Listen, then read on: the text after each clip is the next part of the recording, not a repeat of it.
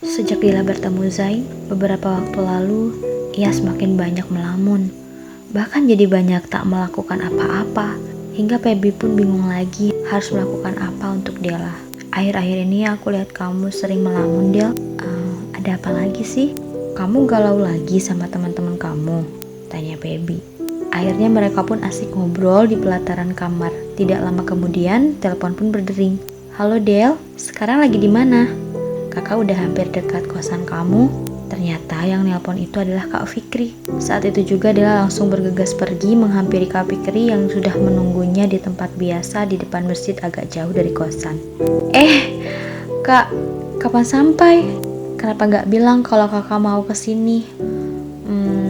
Tanya Dela sambil napas yang masih ngos-ngosan karena berlarian untuk bertemu Kak Fikri. Dela memang tak mau ada teman laki-lakinya tahu di mana dia tinggal atau menghampirinya. Terlebih dia sangat menjaga kepercayaan orang tuanya untuk terus menjaga diri meskipun jauh dari pengawasan orang tua. Kenapa sih Del harus lari-lari gitu? Kakak tuh khawatir tahu. Kemarin kakak tanya kamu malah pergi gitu aja.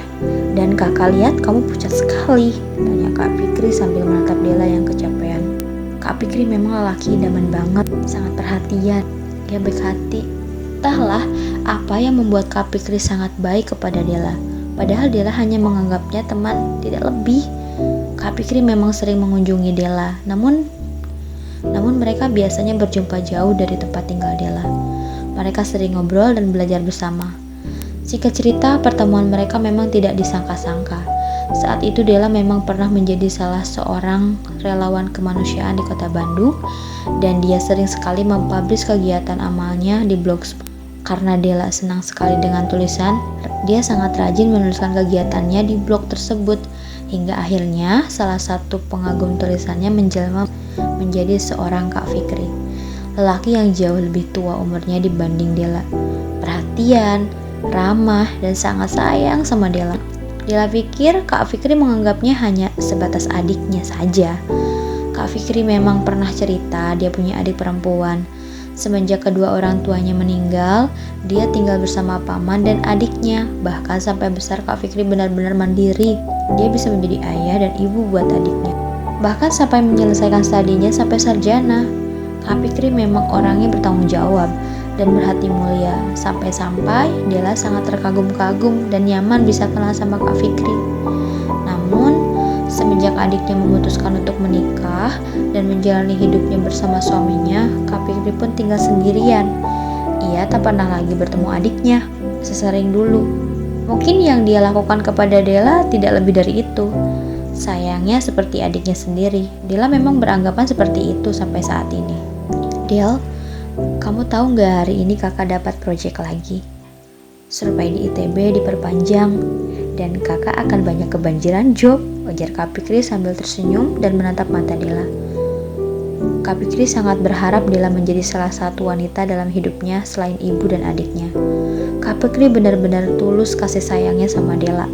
Saking baiknya, Kak Fikri benar-benar tak berani menyentuh tangan Dela ataupun hal lainnya. Kak Fikri memang laki-laki yang agamis, taat kepada Tuhannya. Dela pun tak tahu apa yang Kak Fikri lakukan padanya sangat berlebihan sekali.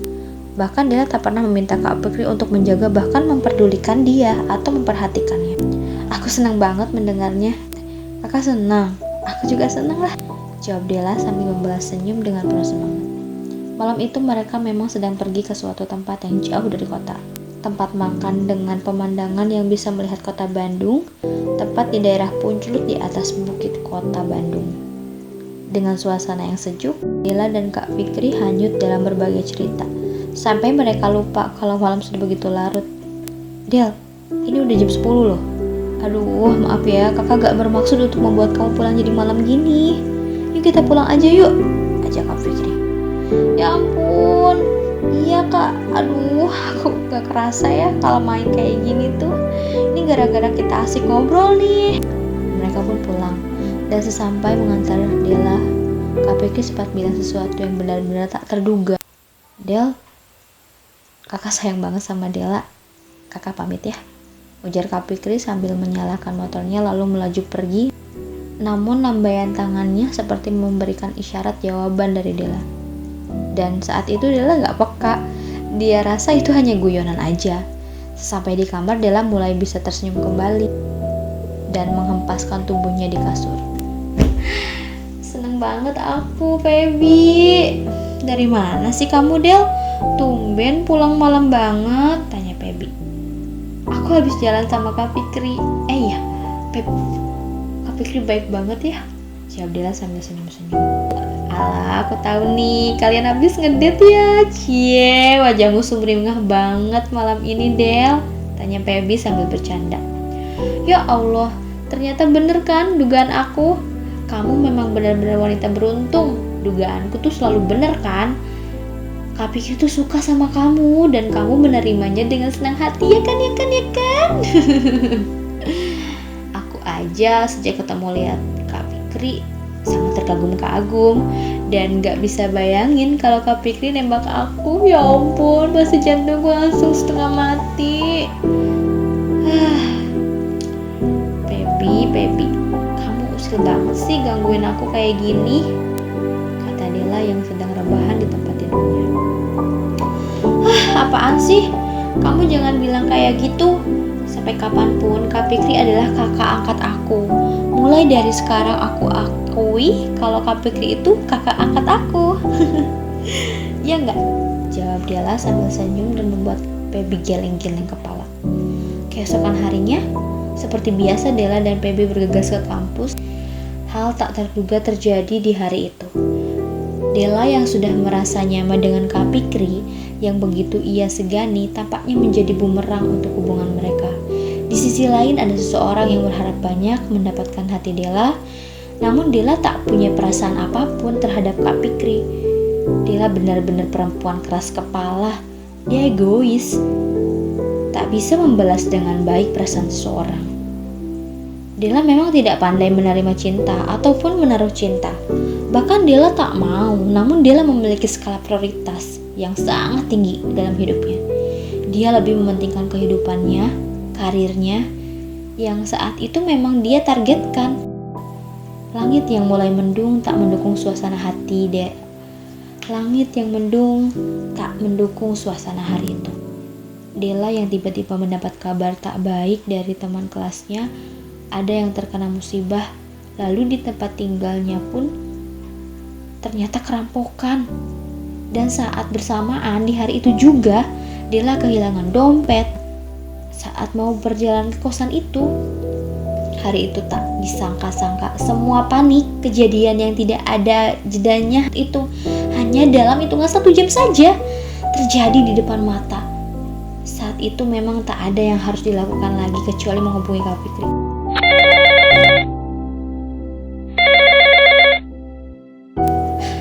Halo? Del? Ada apa? Kakak bisa kesini gak sekarang? Aku bingung banget, aku harus gimana? Kakak kesini ya. Della kenapa? Kak Fikri pun langsung menghampiri kediaman Della.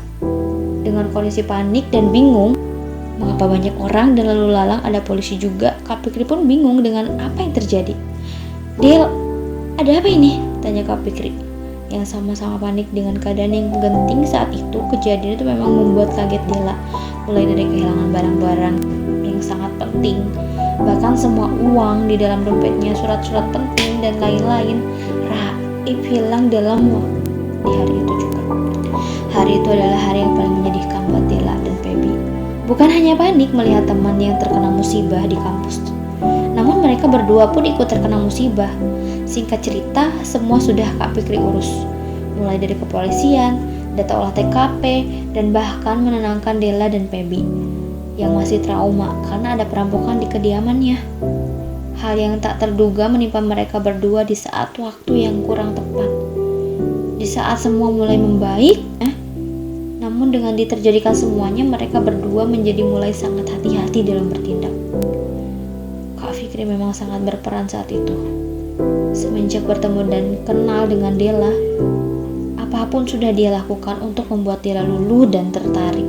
Namun, tak ada hasilnya.